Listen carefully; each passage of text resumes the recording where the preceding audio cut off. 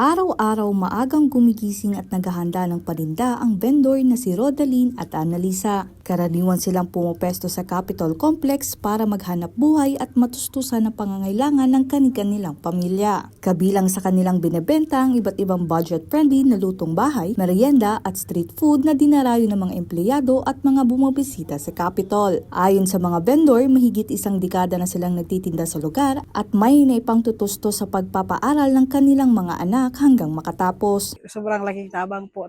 Ang dalawa po ang college yung ma'am. Dito lang din pa ako kumukuha ng pang-tusto sa kanila, pang-tuition, pang-baon, tsaka yung pagkain din namin.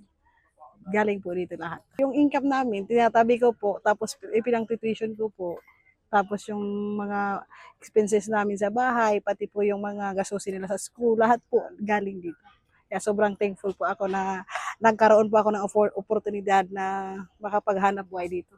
Ako lang tabang po ang araw kaning pagtiritinda kasi araw-araw daw po baga may income, pamasahe, mga balon kang eskwela.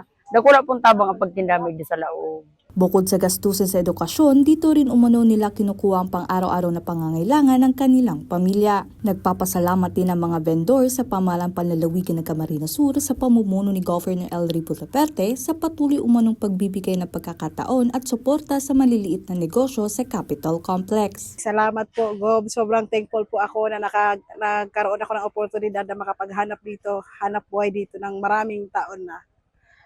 Sobrang pasasalamat po namin.